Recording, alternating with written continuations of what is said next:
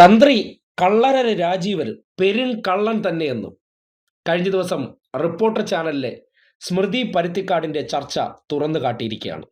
ഇത് ഏതെങ്കിലും ഒരു കമ്മ്യൂണിസ്റ്റുകാരൻ തുറന്നു പറഞ്ഞതല്ല. ചർച്ചയിൽ പങ്കെടുപ്പിച്ച ശബരിമലയുമായി ബന്ധപ്പെട്ട് പ്രവർത്തിച്ചിരുന്ന മാഗസീനിലെ എഴുത്തുകാരനാണ് തന്ത്രിയെക്കുറിച്ചുള്ള ചില അനുഭവങ്ങൾ തുറന്നടിച്ചത്.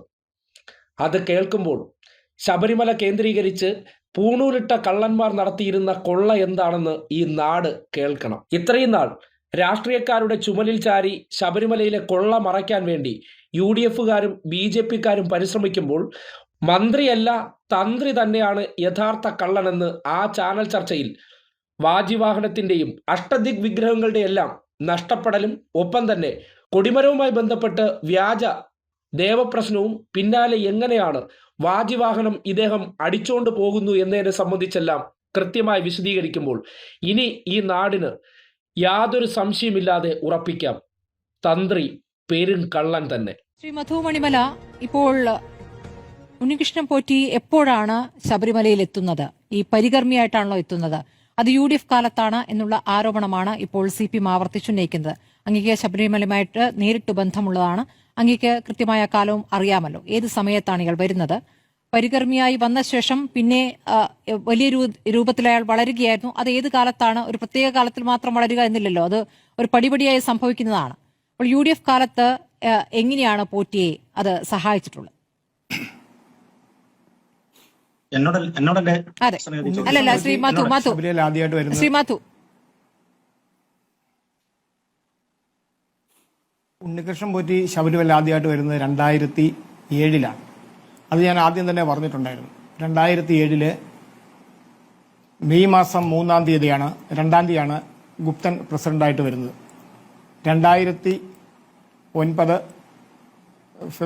മെയ് മാസം 2-ാം തീയതി വരെയായിരുന്നു അദ്ദേഹത്തിന്റെ കാലാവധി. ഈ സമയത്താണ് അന്ന് ആലപ്പുഴക്കാരൻ മാധവൻ പോറ്റി എന്ന് പറഞ്ഞ ആളാണ് ശബരിമലയിലെ കീഴ്ശാന്തി. അദ്ദേഹത്തിന്റെ കീഴിൽ അദ്ദേഹത്തിന്റെ പരികർമ്മിയായിട്ടായിരുന്നു ഉണ്ണികൃഷ്ണൻ പോറ്റി ശബരിമല ആദ്യമായിട്ട് വരുന്നത്. അതിനുശേഷം പിന്നീട് വന്ന എല്ലാ കീഴ്ശാന്തിമാരോടൊപ്പവും പല മേൽശാന്തിമാരോടൊപ്പം അദ്ദേഹം സഹായിയായിട്ട് അവിടെ പ്രവർത്തിച്ചിട്ടുണ്ട്. ഇദ്ദേഹം ആദ്യമായിട്ട് ശബരിമല വരുന്നത് തന്ത്രി രാജീവരുടെ നോമിനിയായിട്ട് തന്ത്രി രാജീവരുടെ ശുപാർശയിന്മേലാണ്. അദ്ദേഹം അത് ആദ്യം നിഷേധിച്ചുവെങ്കിലും അത് പിന്നീട് SIT അത് കണ്ടെത്തി. 2007 കാലത്ത് ശബരിമലയിൽ കീഴ്ശാന്തിയുടെ പരികർമ്മിയായിട്ട് വന്നയാള് 22 വർഷത്തോളം രാജീവ് തന്ത്രിയായിട്ടുള്ള അടുപ്പമുണ്ടെന്നുള്ളത് അവിടെ തെളിഞ്ഞു കഴിഞ്ഞു. കാരണം ശബരിമലയിൽ വരുന്നത് 2007 2004 മുതൽ തന്നെ രാജീവ് തന്ത്രിയും ഉണ്ണികൃഷ്ണൻ പോറ്റിയും തമ്മിൽ ബാംഗ്ലൂർ വെച്ച് അടുപ്പമുണ്ടായിരുന്നു. ഈ കാര്യങ്ങളെല്ലാം പുറത്തു വന്നത് ശബരിമല മുൻ മേൽശാന്തിയായിരുന്ന SC ശങ്കരൻ നമ്പൂതിരി ദേവസ്വം കമ്മീഷണർക്ക് ഒരു പരാതി കൊടുത്തിരുന്നു. ആ പരാതിയുടെ പകർപ്പ് എനിക്ക് അദ്ദേഹം അയച്ചു തന്നിരുന്നു. എനിക്ക് കിട്ടിയ പകർപ്പ് ഞാൻ വിജിലൻസ് SITക്ക് കൈമാറുകയും SIT അതേക്കുറിച്ച് അന്വേഷണം നടത്തുകയും ചെയ്തു. അങ്ങനെയാണ് ബാംഗ്ലൂരിൽ പോയി ഈ ഉണ്ണികൃഷ്ണൻ പോറ്റിയും ശബരിമല തന്ത്രി കണ്ഠരര് രാജീവരും തമ്മിൽ 22 വർഷത്തെ അടുത്ത ബന്ധവും സൗഹൃദവും ഉണ്ടെന്ന് SITക്ക് മനസ്സിലാകുന്നത്. അന്ന് ഉണ്ണികൃഷ്ണൻ പോറ്റി വരുന്ന കാലത്ത് ഗുപ്തനായിരുന്നു ദേവസ്വം ബോർഡിന്റെ പ്രസിഡന്റ്. 2007 ഈ വരുന്ന കാലം എന്നത് എത്രത്തോളം പ്രധാനമാണെന്ന് അറിയില്ല. ഇതിൽ ഇപ്പോൾ ദേവസ്വം ബോർഡിന് ഇതിൽ എത്ര റോളുണ്ട് എന്നൊരു പ്രധാനപ്പെട്ട ചോദ്യമാണല്ലോ. ഇപ്പോൾ ഈ പറയുന്ന കൊടിമരവുമായി ബന്ധപ്പെട്ട് ദേവസ്വം ബോർഡിന് പ്രത്യേകിച്ച് ഒന്നും ചെയ്യാനില്ലായിരുന്നു, തന്ത്രിയുടെ നിർബന്ധം എന്നുള്ള വിവരമടക്കം പുറത്തു വരുന്നു. അങ്ങനെയെങ്കിൽ ഈ കൊണ്ടുവന്നതും അവിടെ നിയമിക്കുന്നതും എല്ലാം തന്ത്രിയുടെ നിലപാടായിരുന്നു. ശ്രീ മധു മണിമല, ഈ ശബരിമലയിൽ ഈ ദേവസ്വം ബോർഡിന്റെ സ്റ്റാഫ് അല്ല മേൽശാന്തിയും തന്ത്രിയും ഒന്നും. പക്ഷെ ശബരിമല കീഴ്ശാന്തിയായിട്ട് വരുന്നയാൾ മിക്കവാറും ദേവസ്വം ബോർഡിന്റെ ഏതെങ്കിലും ക്ഷേത്രത്തിലെ ശാന്തിക്കാരായിരിക്കും. അവരായിരിക്കും കീഴ്ശാന്തിയായിട്ട് വരിക.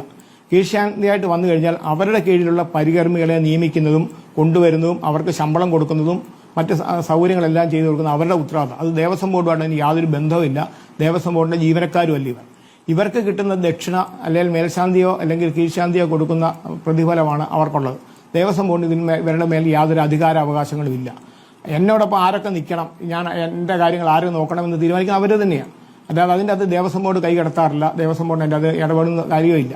കാരണം തന്ത്രിയോടൊപ്പം നിൽക്കുന്ന ആൾക്കാർ തന്ത്രിയുടെ ഇഷ്ടക്കാർ, തന്ത്രിക്ക് സ്വന്തക്കാർ, തന്ത്രിക്ക് വേണ്ടപ്പെട്ടവരാണ്. അതുപോലെ മേൽശാന്തി കൊണ്ടുവരുന്ന ആൾക്കാരാണ് മേൽശാന്തിയോടൊപ്പം നിൽക്കുന്നത്. കീഴ്ശാന്തിയോടൊപ്പം നിൽക്കുന്നത് കീഴ്ശാന്തിക്ക് ഇഷ്ടപ്പെട്ട ആൾക്കാരാണ്. അതൊന്നും ദേവസ്വം ബോർഡിന്റെ സ്റ്റാഫല്ല. ദേവസ്വം ബോർഡിന് അതിന്മേൽ നിയന്ത്രണവും അധികാരങ്ങളും ഇല്ല. അത് ഇതുവരെ പാലിച്ചിട്ടില്ല. ഇപ്പോഴാണ് ഈ പ്രശ്നങ്ങളൊക്കെ വന്നതിന് ശേഷമാണ് ദേവസ്വം ബോർഡ് നിയന്ത്രണങ്ങൾ ഏർപ്പെടുത്തി തുടങ്ങിയത്. ഇപ്പോൾ ശബരിമല ശ്രീകോവിൽ കയറുന്ന ആൾക്കും ഐഡന്റിറ്റി കാർഡ് വേണം, അവർക്ക് അവരുടെ നാട്ടിലുള്ള പോലീസ് സ്റ്റേഷനിൽ നിന്നും ക്ലിയറൻസ് സർട്ടിഫിക്കറ്റ് വേണം. ഇതൊക്കെ കൊണ്ടുവന്നെങ്കിൽ മാത്രമേ ശബരിമല നിൽക്കാൻ പറ്റുള്ളൂ. മുൻപ് അങ്ങനെയല്ല. ഇഷ്ടക്കാരോ ബന്ധുക്കളോ സ്വന്തക്കാരോ ആര് വന്നാലും അവർക്ക് മേശാന്തിയോടൊപ്പം അല്ലെങ്കിൽ തന്ത്രിയോടൊപ്പം അല്ലെങ്കിൽ കീശാന്തിയോടൊപ്പം ശ്രീകോവിൽ കയറാവുന്ന ഒരു അവസ്ഥയുണ്ടായിരുന്നു. ഈ അവസ്ഥയൊക്കെ ഇന്ന് മാറി കഴിഞ്ഞിട്ടുണ്ട്. ഈ പ്രശ്നങ്ങൾ വന്നപ്പോഴാണ് ഇതെല്ലാം മാറിയത്. ഈ ശബരിമല കൊടിമരത്തിന്റെ കാര്യം തന്നെ പറഞ്ഞാൽ ശബരിമലത്തെ കൊടിമരം കോൺക്രീറ്റ് ആയിരുന്നു. അത് 1970 തന്ത്രി ശങ്കരനും തന്ത്രി മഹേശ്വരനും തന്ത്രി മോഹനൻ തന്ത്രി അന്ന് പയ്യന, ഇവർ 3 പേരോടാണ് അവർ പ്രതിഷ്ഠ നടത്തിയത്. ഈ ദേവപ്രശ്നം നടക്കുമ്പോൾ തന്നെ അവിടെ പറഞ്ഞു തടി കൊണ്ടുള്ള കൊടിമരമാണ്, അതിന് ചുവട് ജീർണിച്ചു പോയി, കൃമികീടങ്ങളുണ്ട്, അത് ശബരിമലയ്ക്ക് ദോഷമാണ്, ഭക്തജനങ്ങൾ ദോഷമാണ്, അത് അടിയന്തരമായിട്ട് മാറ്റണമെന്നായിരുന്നു പ്രശ്നക്കാരന്റെ വിധി. ആ സമയത്ത് അവിടെ സന്നിഹിതനായിരുന്ന മുൻ ശബരിമല മേൽശാന്തി, മുൻ ഗുരുവായൂർ മേൽശാന്തി ബ്രഹ്മശ്രീ എഴിക്കോട് ശശി നമ്പൂതിരി പറഞ്ഞു, ഇത് കോൺക്രീറ്റ് ആണ് കൊടിമരം, തടിയല്ല. കോൺക്രീറ്റ് എങ്ങനെയാണ് കുശിത്തു മാറുന്നത്, അവിടെ എങ്ങനെയാണ് ക്രിമികീടങ്ങൾ ഉണ്ടാകുന്നത് അദ്ദേഹം ചോദ്യം ചെയ്തു. അപ്പോൾ തന്ത്രി അദ്ദേഹത്തോട് പറഞ്ഞു, നിങ്ങളും ഉണ്ടായിരുന്നു, നിങ്ങൾക്ക് എന്തറിയാം, നിങ്ങളും ഉണ്ടായിരിക്കാൻ പറഞ്ഞു. പിന്നെ അദ്ദേഹം അത് കഴിഞ്ഞ് കൊടിമരം മാറ്റി കഴിഞ്ഞ് രാജീവ് തന്ത്രിയാ പറഞ്ഞു, ഞാനിവിടെ രാജീവ് തന്ത്രിയെ പറഞ്ഞു ഞാനവിടെ സന്നിഹിതനാണപ്പം ഈ സമയത്ത് ഞാനിവിടെ ഉണ്ട്. ശബരിമല കൊടിമരം കൊടിമരമല്ല, ശബരിമല ശ്രീകോവിൽ സ്വർണ്ണം പൂശാനായിട്ട് വിജയമല്ലേ. ശ്രീ മധു മണിമല, എന്റെ ഒരു സംശയം, അന്ന് അദ്ദേഹം രാജീവർ അത്ര പ്രധാനിയല്ലോ. ഈ കൊടിമരം അച്ഛനും അദ്ദേഹത്തിന്റെ മൂത്ത സഹോദരനാണല്ലോ. രാജീവര് പ്രധാനിയാണ്. ശബരിമല തന്ത്രി കേസ് ഉണ്ടാകുന്നത് 2006 2006 ശേഷം മോഹനൻ തന്ത്രി ശബരിമല വന്നിട്ടേ ഇല്ല. പിന്നെ മഹേശ്വരൻ തന്ത്രിയും രാജീവ് തന്ത്രിയുമായിരുന്നു ഒന്നിടപെട്ട വർഷങ്ങളിൽ ശബരിമല വന്നുകൊണ്ടിരുന്നത്. ഈ കൊടിമര പ്രതിഷ്ഠ നടക്കുന്നത് രാജീവ് തന്ത്രിയുടെ കാലത്താണ്. രാജീവ് തന്ത്രിയാണ് അതിന് നേതൃത്വം കൊടുത്തത്. രാജീവ് തന്ത്രിയുടെ താല്പര്യപ്രകാരമാണ് ഈ സ്പോൺസർ അവിടെ വരുന്നത്. ഈ സ്പോൺസർ അവിടെ വന്ന് യാതൊരു കേടുപാടുകളും ഇല്ലാത്ത ഒരു കൊടിമരം മാറ്റേണ്ട ആവശ്യമില്ല. കോൺക്രീറ്റ് കൊടിമരമാണെന്ന് അറിയാതെ അവർ ദഹിപ്പിക്കാൻ വേണ്ടി ചെത വരെ ഒരുക്കി കഴിഞ്ഞപ്പോൾ ഈ വാജിവാഹനം ഇറക്കുന്ന അനന്തനാചാരിയും അവരുടെ പണിക്കാരും കൂടാണ്. അത് കയറിൽ കെട്ടി താഴോട്ട് ഇറക്കുമ്പോൾ ഏറ്റുവാങ്ങുന്നത് നമ്മുടെ താഴെ നിൽക്കുന്ന ASP കുറുപ്പും പറ്റുമാണ്. അദ്ദേഹം ഏറ്റുവാങ്ങിക്കൊണ്ടിരിക്കുമ്പോൾ രാജീവ് തന്ത്രി കടന്നു വന്നിട്ട് പറഞ്ഞു, ഇത് തന്ത്രിക്ക് അവകാശപ്പെട്ട, എനിക്ക് അവകാശപ്പെട്ടതാണെന്നല്ല പറഞ്ഞത്, തന്ത്രിക്ക് അവകാശപ്പെട്ടതാണെന്ന് പറഞ്ഞു. അപ്പൊ ASP കുറുപ്പ് പ്രയാർ ഗോപാലകൃഷ്ണൻ നേരെ ഒന്ന് നോക്കി. പ്രയാർ ഗോപാലകൃഷ്ണൻ ASP കുറുപ്പിന്റെ നേരെ നോക്കി. അപ്പോൾ അദ്ദേഹം പറഞ്ഞു, തന്ത്രിക്ക് അവകാശപ്പെട്ട തന്ത്രിക്ക് കൊടുത്തേക്കാൻ പറഞ്ഞു. പ്രയാറിന് ഇതൊന്നുമല്ല. പ്രയാർ ശ്രീകോവിൽ അഭിമുഖമായിട്ട് ദേവൻ അഭിമുഖമായിട്ട് നിന്നു. തന്ത്രി കിഴക്കോട്ട് നോക്കി നിന്നു. ഇത് കൈമാറുമായിരുന്നു. അപ്പം ഈ അജയ് തറയിലും രാഘവൻ മെമ്പറും അവിടെ സന്നിഹിതരാണ്. ഞങ്ങൾ എല്ലാവരും നോക്കി നിൽക്കുമ്പോൾ തന്നെയാണ് ഈ കൈമാറ്റം നടന്നത്. തന്ത്രി ആവശ്യപ്പെട്ടു, തന്ത്രിക്ക് അവകാശപ്പെട്ടതാണെന്ന്. അദ്ദേഹത്തിന് അതേപ്പറ്റി അറിയത്തില്ല, അദ്ദേഹം കൊടുത്തു. അതിനുശേഷം ഞങ്ങൾ തന്ത്രിമുറി പോയി ഈ വാജിവാഹനത്തെ തൊട്ട് തൊഴുകയും ചെയ്തു. അത് കഴിഞ്ഞ് തന്ത്രി ഈ വാജിവാഹനത്തെക്കുറിച്ച് യാതൊരു അറിവുമില്ല. അന്നേരം തന്നെ ഈ പറകൾ മുഴുവൻ ഇറക്കി, അഷ്ടതിക്ക് പലരെ ഇറക്കി, അവിടെ വെച്ച് ശ്രീകോവിലിനെ കിഴക്കോട്ട് തിരിഞ്ഞ് ഒരു മേശയും കസേരയിട്ട് അവിടെ വെച്ച് തന്നെ ഓരോന്ന് പെട്ടിത്രാശയെ തൂക്കം നോക്കി മഹസർ എഴുതി ഇട്ടാണ് അവിടെ നിന്ന് ഈ സാധനം മാറ്റിയത്. ഇത് ആറന്മുള സ്ട്രോങ് റൂമിലേക്കാണ് മാറ്റിയതെന്നാണ് പറഞ്ഞത്. സ്ട്രോങ് റൂമിൽ പോയിട്ടുണ്ടോ ഇല്ലയോ എന്ന് അറിയത്തില്ല. പിന്നീട് ഈ വാജിവാഹനത്തിന്റെ പ്രശ്നം വന്നപ്പോൾ ഞാനാണ് ഇത് ആദ്യമായിട്ട് വാജിവാഹനം, ഇങ്ങനെ ഒരു വാജിവാഹനം ഉണ്ടായിരുന്നു, അത് കൊണ്ടുപോയിട്ടുണ്ടോ, അത് എവിടെയാണെന്ന് അറിയത്തില്ല. അപ്പൊ ഞാൻ ദേവസ്വം കമ്മീഷനെ വിളിച്ചു ചോദിച്ചപ്പോൾ ദേവസ്വം കമ്മീഷൻ പറഞ്ഞു എനിക്കറിയത്തില്ല, ഞാൻ പുതിയ ആളാണ്. തിരുവാഭരണ കമ്മീഷനോട് ചോദിക്കാം. അവിടെ ചോദിച്ചപ്പോൾ അവിടെ ദേവസ്വം സ്ട്രോങ് റൂമിൽ അങ്ങനെ ഒരു വാജിവാഹനം ഇല്ല. അതേ തുടർന്നാണ് ഈ വാജിവാഹനത്തെക്കുറിച്ച് അന്വേഷണം ആരംഭിച്ചത്. ആദ്യം രാജീവ് തന്ത്രി സമ്മതിച്ചില്ല. അവസാനം പ്രശ്നങ്ങൾ വന്നു. ഞാൻ സോഷ്യൽ മീഡിയയിലൊക്കെ കൊടുത്തതിന് ശേഷം അദ്ദേഹം പറഞ്ഞു എന്റെ കയ്യിൽ വാജിവാഹനം ഉണ്ട്. എങ്കിലും അത് പത്രക്കാർ ചോദിച്ചപ്പോൾ പത്രക്കാർക്ക് മുമ്പിൽ കാണിക്കാൻ അദ്ദേഹം തയ്യാറായില്ല. അത് കഴിഞ്ഞ് ഞങ്ങൾ തന്ത്രിയുടെ വീട്ടിലേക്ക് ഒരു നാമജപ ഘോഷയാത്രയും മറ്റും പ്ലാൻ ചെയ്തു.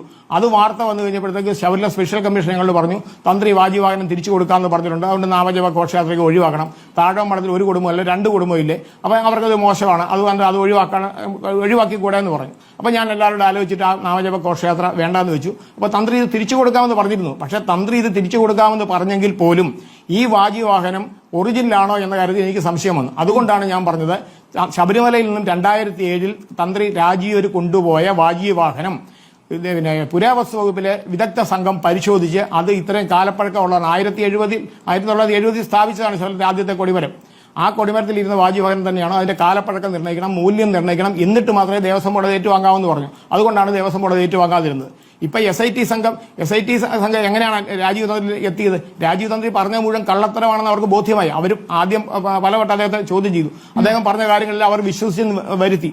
അപ്പൊ അതേ ഓർത്ത് എന്നെ സംശയമില്ല, എനിക്ക് പ്രശ്നമൊന്നുമില്ല. അവർ തന്ത്രപൂർവ്വം അവിടെ വിളിച്ചു വരുത്തി ഉണ്ണികൃഷ്ണൻ പോറ്റി കൊടുത്ത മൊഴികളും തന്ത്രി ആദ്യം പറഞ്ഞ മൊഴികളും കൂട്ടി യോജിപ്പിക്കാൻ നോക്കിയപ്പോൾ യോജിക്കുന്നില്ല. അവസാനം രാജീവ് തന്ത്രിക്ക് തെറ്റ് സമ്മതിക്കേണ്ടി വന്നു. അദ്ദേഹം പറയാം എനിക്ക് ഇത്രയും വർഷമായിട്ട് രാജീവ് തന്ത്രി ഉണ്ണികൃഷ്ണൻ പോറ്റിയ പരിചയമുണ്ട്, ഇയാൾ ഇത്തരക്കാരാണെന്ന് ഞാൻ അറിഞ്ഞില്ല. ഞാൻ ശുപാർശയിലാണ് ശബരിമല. അത് ആദ്യം തന്ത്രി പറഞ്ഞത് അദ്ദേഹം കുറ്റക്കാരനാകുകയില്ല. അദ്ദേഹം സത്യം മറച്ചു വെച്ചു. എന്തിനാണ് സത്യം മറച്ചു വെച്ചത്? ശബരിമല ലോകാരാധ്യനായ തന്ത്രിയാണ് അദ്ദേഹം. ശബരിമല വരുന്ന എല്ലാ ഭക്തരും ശബരിമല അയ്യപ്പൻ കഴിഞ്ഞ പിന്നെ തന്ത്രിയാണ് വിശ്വസിക്കുന്നത്. ഞാൻ ഉൾപ്പെടെയല്ല എല്ലാവരും. ഞാൻ ഈ കൊടിമരത്തിന്റെ ഇടപാടുമായിട്ട് ബന്ധപ്പെട്ട് അവിടെ കുറ്റങ്ങൾ കണ്ടപ്പോഴാണ് ഞാൻ തന്ത്രിയായിട്ട് ഇടഞ്ഞത്. കാരണം ഞാൻ പുണ്യദർശനം ഒരു മാസിക കഴിഞ്ഞ് 25 വർഷമായിട്ട് നടന്നുണ്ട്. അതിൻ്റെ അകത്ത് 2017 ജൂൺ മാസത്തിലാണ് ഞാൻ ഈ കൊടിമരത്തിന്റെ കാര്യം പ്രസിദ്ധീകരിക്കുന്നത്. അത് കഴിഞ്ഞ് കൊടിമര പ്രതിഷ്ഠ കഴിഞ്ഞതിന് അന്ന് തന്നെ, കൊടിമര പ്രതിഷ്ഠ കഴിഞ്ഞ അരമണിക്കൂറുള്ളിൽ ഈ തന്ത്രി തന്നെയാണ് കൊടിമര അശുദ്ധമാക്കിയത്. അതിനുശേഷമാണ് അവർ മെർക്കുറി ഒഴിച്ച് കൊടിമര അശുദ്ധമാക്കുന്നത്. അതിന്റെ വാർത്ത 2017 ജൂലൈയിലക്കം പുണ്യദർശനം മാസയിൽ അടിച്ചു വന്നതിന് ശേഷമാണ് രാജീവ് മന്ത്രി എന്നെ വിളിച്ചു ചോദിക്കുന്നു, പുണ്യദർശന്റെ അഡ്വൈസറി ബോർഡ് ചെയർമാനായിട്ട് മധുമണി എന്റെ പേരാ വെച്ചിരിക്കുന്നത്, എന്നിട്ട് എനിക്കെതിരെ വാർത്ത കൊടുത്തു. ഞാൻ പറഞ്ഞു എനിക്ക് അയ്യപ്പനാണ് മുഖ്യം, തന്ത്രിയല്ല എന്ന് പറഞ്ഞു. അങ്ങനെയാണ് ഞങ്ങൾ തന്നെ അഭിപ്രായ വ്യത്യാസം ഉണ്ടായത്. പിന്നീടാണ് ഞാൻ ഇതിനെക്കുറിച്ച് അന്വേഷിച്ചത്. ഇതാണ് സത്യം. ഇതൊരു കമ്മ്യൂണിസ്റ്റുകാരന്റെ തുറന്നു പറച്ചിലായിരുന്നെങ്കിൽ ഇവിടെ പ്രചരണം ദേവസ്വം ബോർഡുമായി ബന്ധപ്പെട്ട് പ്രവർത്തിച്ചവരെ രക്ഷപ്പെടുത്താൻ വേണ്ടി ആയിരുന്നു എന്ന് പറയുന്നു. അങ്ങനെയല്ല. ശബരിമല കേന്ദ്രീകരിച്ച് കഴിഞ്ഞ കുറെ കാലമായി തന്ത്രിക്കള്ളന്മാരും പൂണൂൽ കൊള്ളക്കാരും ചേർന്ന് ചെയ്തുകൊണ്ടിരിക്കുന്ന പ്രവർത്തനവും അവരെ കേന്ദ്രീകരിച്ച് നടക്കുന്ന മാഫിയകളെല്ലാം കൂടി ചേർന്ന് ക്ഷേത്രങ്ങളിലെ വസ്തുവകകൾ എങ്ങനെയാണ് കട്ടുകൊണ്ടു പോകുന്നത്, അതെങ്ങനെയാണ് ഒരു നിയന്ത്രണവുമില്ലാതെ ഇവർ സ്വന്തമാക്കിയിരുന്നു എന്നതിൻ്റെ നേർസാക്ഷ്യമാണ്. ഇതിനെ സംബന്ധിച്ച് മധു എന്ന വ്യക്തി ഇങ്ങനെ പരസ്യമായി പറയുമ്പോൾ ഈ നാട് ഇനിയെങ്കിലും മനസ്സിലാക്കുക, പൂണൂലിട്ട കള്ളന്മാർക്ക് ഒരു വിഗ്രഹത്തിലും ഒരു വിശ്വാസവുമില്ല. ആ വിഗ്രഹങ്ങളെല്ലാം അവർക്ക് കച്ചവടത്തിന് വേണ്ടിയുള്ള അല്ലെങ്കിൽ ധനമുണ്ടാക്കാനുള്ള ഒരു മറയാണ്. അതുകൊണ്ട് ഇമാതിരി പെരുങ്കള്ളന്മാരെ കണ്ണടച്ച് വിശ്വസിക്കുന്നവർ ഇനിയെങ്കിലും തിരിച്ചറിയണം. ശബരിമല അയ്യപ്പനെ ഇവർക്ക് യാതൊരു വിശ്വാസവുമില്ല. ആ വിഗ്രഹത്തെയോ അല്ലെങ്കിൽ ആ വിശ്വാസത്തെയോ ഇവർ ഭയപ്പെട്ടിരുന്നെങ്കിൽ ഇങ്ങനെ ഒരു കൊള്ളക്കിവർ മുതിരില്ലായിരുന്നു. അവരെ സംബന്ധിക്കുന്നിടത്തോളം അവരുടെ കുടുംബത്തിലേക്ക് സമ്പത്തുണ്ടാക്കാനുള്ള ഒരു പ്രതീകം മാത്രമായിരുന്നു എന്ന് അനുഭവസ്ഥന്റെ ഈ സാക്ഷ്യപ്പെടുത്തൽ തന്നെ ശബരിമല കേന്ദ്രീകരിച്ചുകൊണ്ട് നടന്ന കോടാനുകോടി കൊള്ളയുടെ നിജസ്ഥിതി തുറന്നു കാട്ടുന്നുണ്ട്.